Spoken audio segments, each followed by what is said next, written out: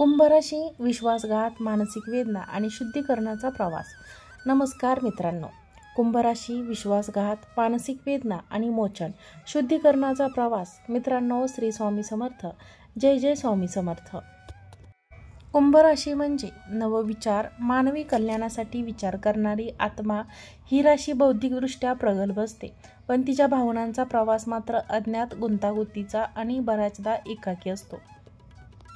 तिला समजून घेणं सोपं नसतं, म्हणूनच ती अनेकदा आपल्यासारखं कोणीच नाही या भावनेत ती जगते.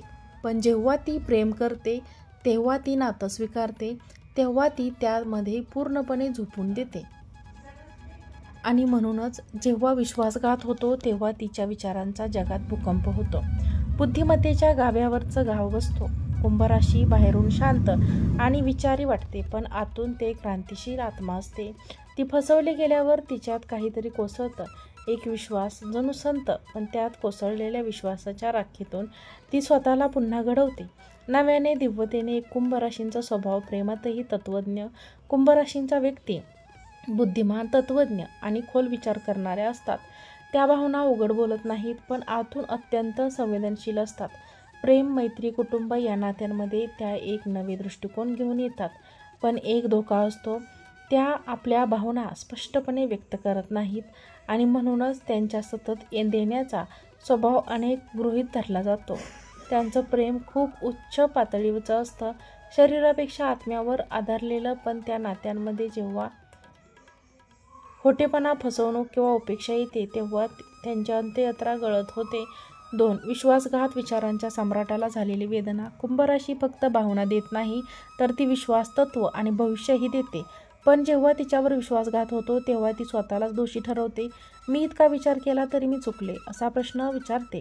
तिच्या तत्वज्ञालाच फाटा मिळाल्यासारखं वाटतं.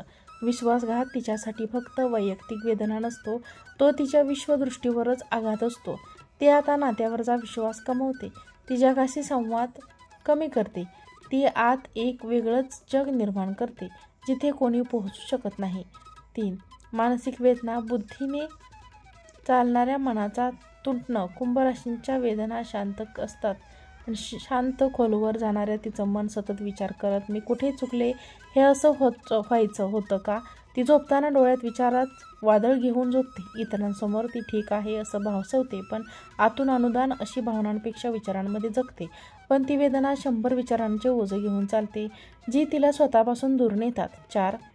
शुद्धीकरण वेदना म्हणजे आंतरिक क्रांती. एक दिवस ती स्वतःलाच विचारते, माझं दुःख, माझं शिक्षण काय होत नाही. आणि इथून सुरू होतो कुंभ राशींचा अंतर्मुख प्रवास. ती स्वतःशी संवाद करायला लागते. ती जुने विचार फेकते, नव्या तत्वांना जन्म देते. ती माणसांवर नवे नियतीवर विश्वास ठेवते. कुंभ राशींचं शुद्धीकरण म्हणजे भावना आणि तत्वज्ञ यांचं संतुलन शोधणं. ती आता जुन्या दुःखांमध्ये अडकत नाही, ती आता वेदनांना ज्ञानाचं साधन बनवते. 5. मोचन, जेव्हा आत्मा स्वतःलाच माफ करतो, तेव्हा शेवटी जेव्हा तिच्या विचारांचा गोंधळ शांत होतो, तेव्हा तिला जाणवतं की तिने कोणाचेही नव्हे तर स्वतःचं माफ करणं आवश्यक होतं. मोचन म्हणजे तिच्यासाठी जुन्या चुका स्वीकारणं, स्वतःच्या भावनांना सन्मान देणं आणि स्वतःलाच पुन्हा एकदा पूर्ण आत्म्याने प्रेम देणे. ती आता स्वतःसाठी जगते. ती आता कोणत्याही नात्यावर अवलंबून राहत नाही. ती स्वतंत्र नव्हे तर संपूर्ण झाली असती. कुंभ राशींची परीक्षा संपत नाही, कारण ती आत्मद्वाराची तयारी आहे. कुंभ राशींच्या जातकांवर जो गतजन्माचा शाप आहे, तो केवळ शिक्षेचा भाग नाही, तर तो एक प्रकारचा देवाचा दिव्य प्रोजेक्ट आहे, ज्यामध्ये तुम्हाला मानवतेचे दीपस्तंभ बनवायचे आहे. घरातील लोक जेव्हा तुमच्यावर विश्वास ठेवत नाहीत, उलट तुमच्या चांगुलपणाचा फायदा घेतात, तेव्हा ती शाबाशी झळ असते. पण त्यातून एक मोठा बोध लपलेला असतो. हा बोध असा आहे की कुंभ राशींचा जन्मच मायाळू शत्रूंमध्ये होतो, जे प्रेमाचे मुखवटे फार द्वेष लपवतात. ही घरातील आग आहे, जी बाहेरून नाही, आतून जाळली. पण हे जाळलं जातं तुम्हाला सच्चा आत्मशोध मार्गावर घेऊन जाते. शनी आणि राहू यांचे मिळते संयोग तुम्हाला जीवनात अशा काळ्या छायांसारखे शाप निर्माण करतात, पण ही छाया अंततः तुम्हाला तेजस्वी प्रकाशात परिवर्तित करते. तुम्ही सामान्य नाही, तुम्ही नियतीचे बदलते बिंदू आहात. कुंभ राशींचा प्रवास इतर राशीप्रमाणे सोपी परीक्षा नाही. हा प्रवास आहे, पण ज्याचा भव्य भव्यत्व अंतर्मन झळकत आहे. या शापातून उगम होतो एक देवतेसारखा विवेक, ज्यामध्ये माफ करण्याची क्षमता असते, धैर्यपूर्वक शांत राहण्याचे सामर्थ्य असतं आणि अखेर सत्याचा विजय आपल्या हातूनच घडतो. उपायांमध्येही आहे ब्रह्मतत्व म्हणून. जेव्हा आपण उपाय करतो, उदाहरणार्थ शनीला अर्पण, सत्यनारायण अथवा तुळशीला देवघरात स्थापन करणे, तेव्हा आपण केवळ ग्रहांचा प्रभाव कमी करत नाही, तर आपल्या अविकसित आत्म्याला देवत रूपांतरित करत आहोत. अंतिम सत्य: कुंभराशींचा शाप म्हणजे संधी.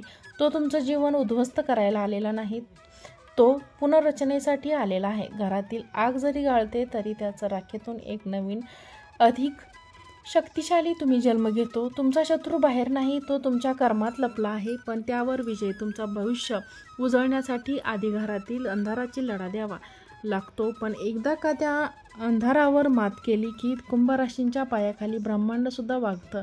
तर मित्रांनो आणि मैत्रिणींनो, असा हा आजचा व्हिडिओ कसा वाटला ते नक्की कमेंटमध्ये सांगा आणि कमेंटमध्ये श्री स्वामी समर्थ लिहायला विसरू नका. असेच नवनवीन व्हिडिओज पाहण्यासाठी चॅनलला सबस्क्राईब करा, लाईक करा आणि हा व्हिडिओ शेअर करा. आजचा व्हिडिओ पाहिल्याबद्दल तुम्हा सर्वांचे मनापासून धन्यवाद.